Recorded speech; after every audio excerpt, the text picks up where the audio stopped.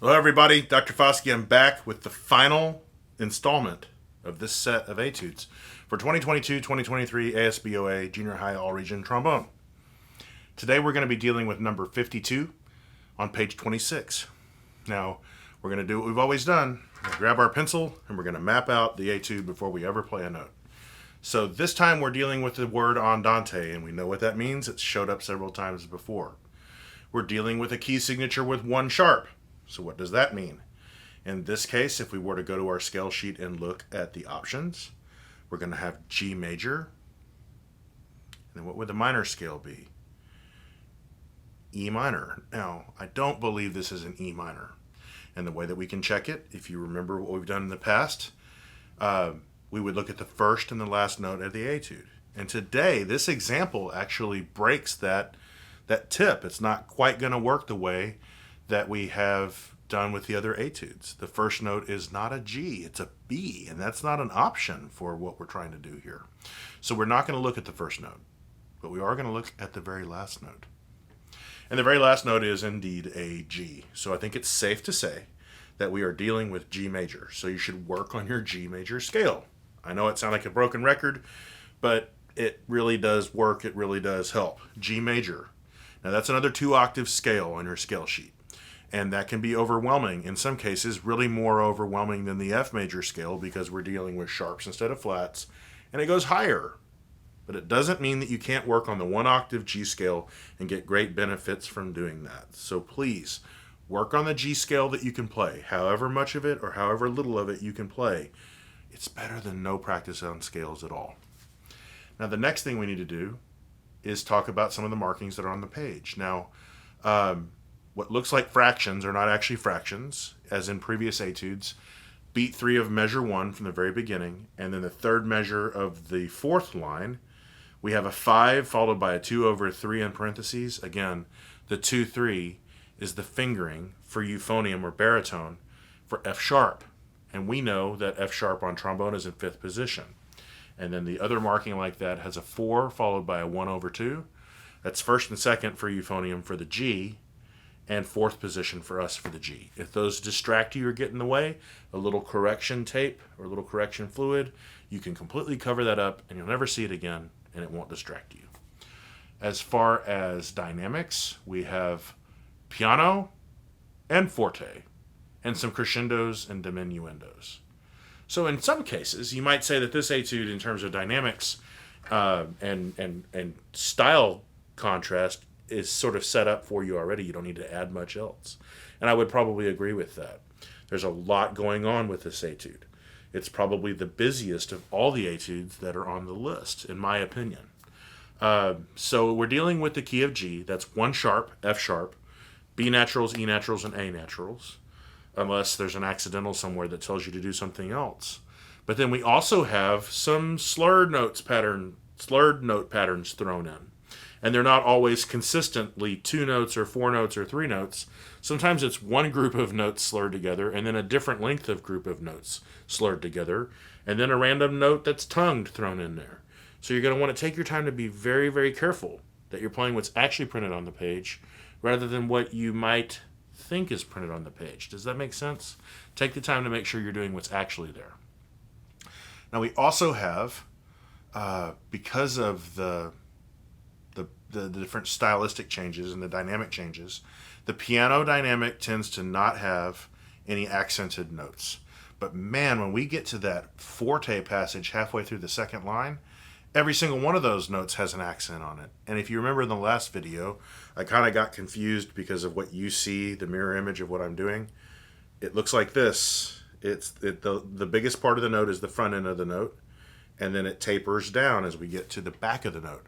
That can be interpreted as having a little bit of space between the notes, and the strongest part is the beginning of the note. Some might call that a bell tone. So you think about hitting a bell with a mallet. The loudest part is where you make impact, and then as it reverberates and reflects through the room, it gets softer and softer, and then you hit another note, and then you hit another note, you hit another note. So you have to keep that in mind as you're going through here. And as I've stated before, your tone quality should not be sacrificed at the altar of dynamic contrast. Obviously, you should work to make your dynamics and your tone quality they're independent of each other, but they work together, right? You don't want to say that I can't play accented notes loudly. You have to work towards being able to do both at the same time. And then there might be a section where you have loud without accent. You just need to be able to do both, but don't say that because it's accented, that allows me to play with an ugly sound. Always play with the most beautiful sound that you can play, regardless of the dynamic, regardless of the style. Make the tone great. So I'm just going to play a little bit for you here at the beginning, kind of give you an idea of what I believe to be maybe the first phrase or first musical idea, and we'll do it like we've done with the others and walk through it, and at the end I'll play the whole thing for you.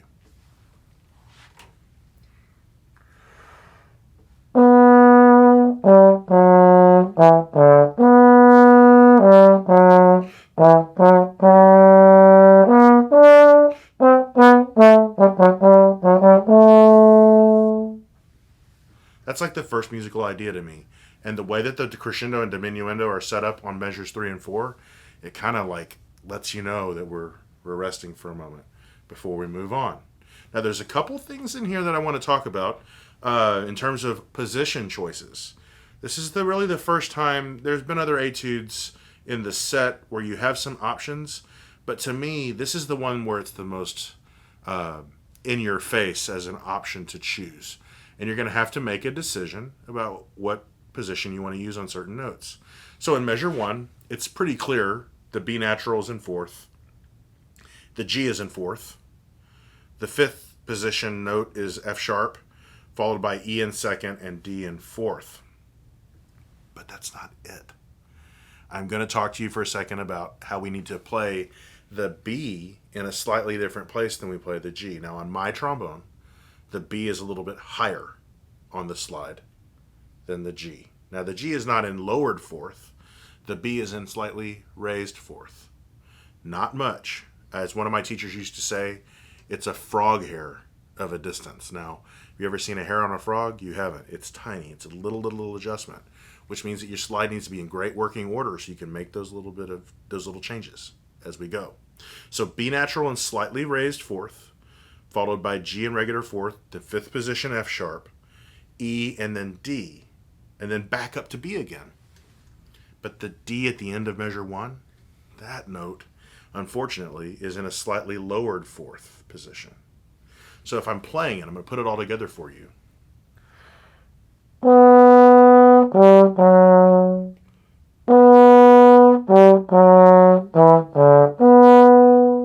Did you see how when I moved from the D up to the B for measure 2?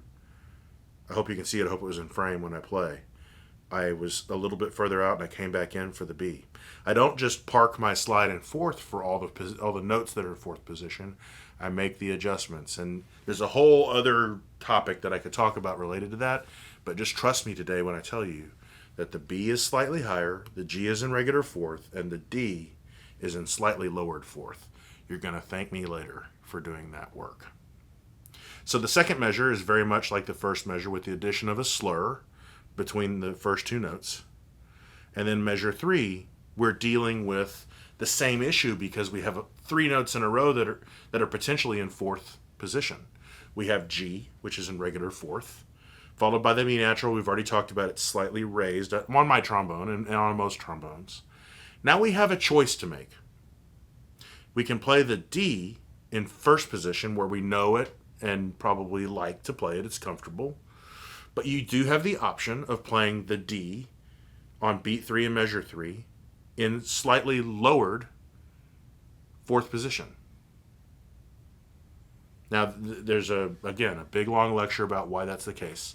But the D, just like the lower D in the staff, is in slightly lowered 4th position. So if I'm playing just measure 3 slowly,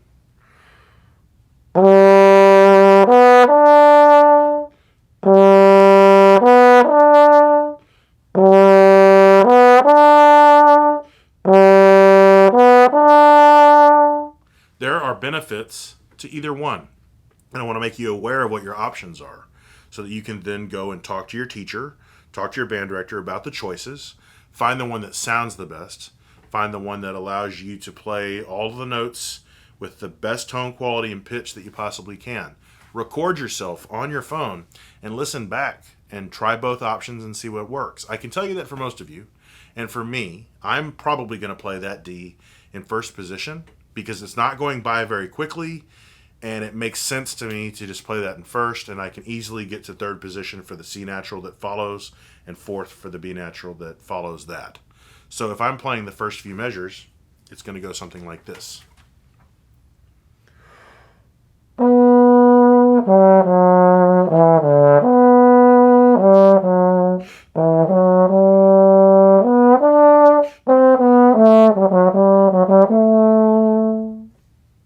That's what I'm going to do. Your mileage may vary. Talk to your teachers, or you and I can chat about it as well. There's always options, and I want to make sure you're aware of all those. Now, the next section, rhythmically, is similar to the beginning. We're dealing with a dotted quarter note, followed by an eighth note, followed by a quarter, and then 2 more eighth notes. And then the next measure is maybe the easiest measure I've seen so far, 4 quarter notes, or so you would think. Now we're dealing with G, F sharp, E natural, E flat. Now you and I both know that E flat's in third position, and you and I both know that E natural is in second position. But sometimes my brain will want to play E flat where an E natural is not marked but happens to be in the music. So I would take a second right now and grab your pencil, put a 2 over the E natural. Just go ahead and do it. Trust me, you're going to be glad later on that you did it. Because I want to start to remember, or I want to build into my practice that is always E natural, so I never run the risk of accidentally playing 2 E flats in a row. Or even worse, playing an E flat where the E natural goes, and then because I know I need to move my slide, going to the D on beat 4 instead of E flat, and then you are already in fourth for the D that's coming up, and trust me, it's worth it to just write a 2 over that E natural. So if I start at the end of the first line,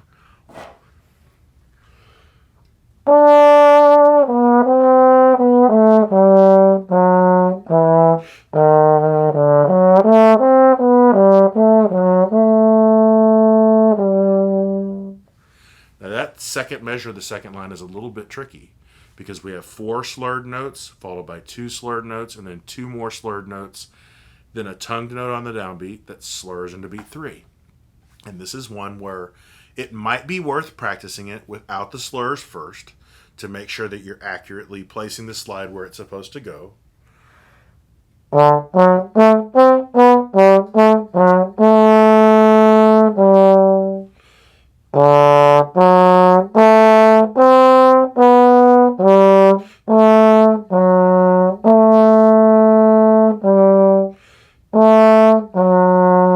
And that movement from A natural to F sharp in 5th position, most trombone players, including me when I just demonstrated it for you, can sometimes end up playing that F sharp too high on the slide.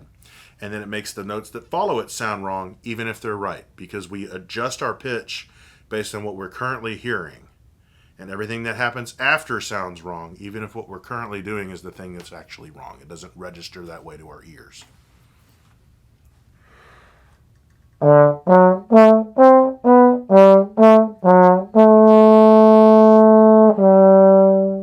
And then you can add the slur back in. And if it's overwhelming, do just the first slur over the first 4 notes.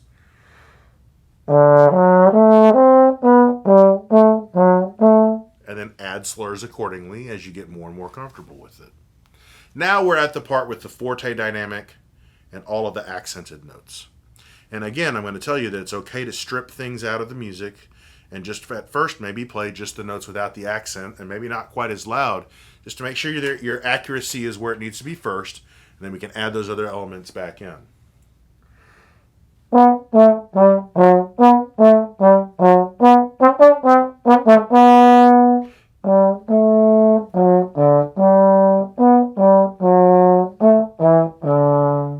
So if you look at the second half of that phrase, we go back to the piano dynamic and the accents go away.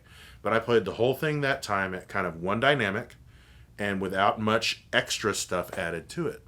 Now I'm going to incorporate those things back in, assuming that I have mastered the rhythm and the notes as they're printed on the page.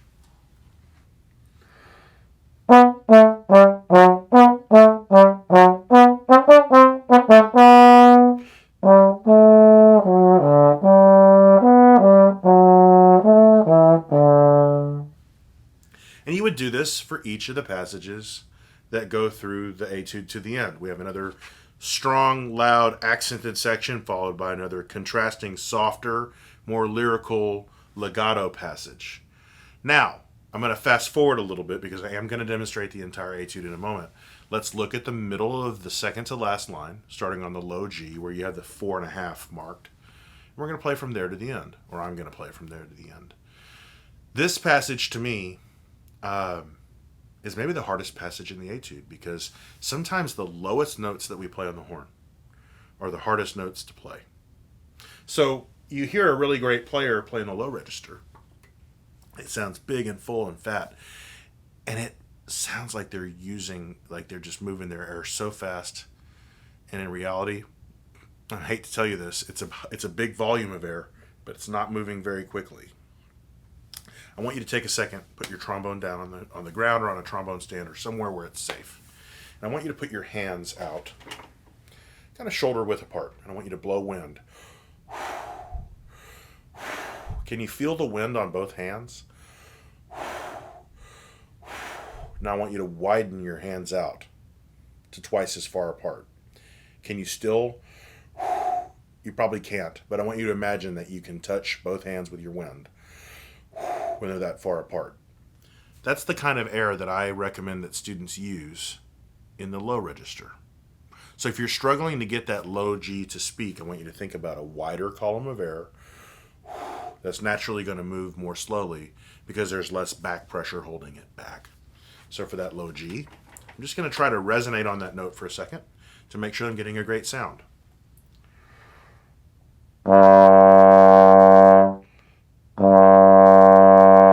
Now, we complicate things by putting a piano dynamic on it, but don't sacrifice your tone quality for the dynamic. If it needs to be a little bit louder, we have room to sort of mess with the dynamics in order to make it all work. Don't feel like you're locked into it being a particular decibel level. Just play it with a beautiful sound, warm, pretty, inviting tone, and then we can always adjust the dynamics around it accordingly.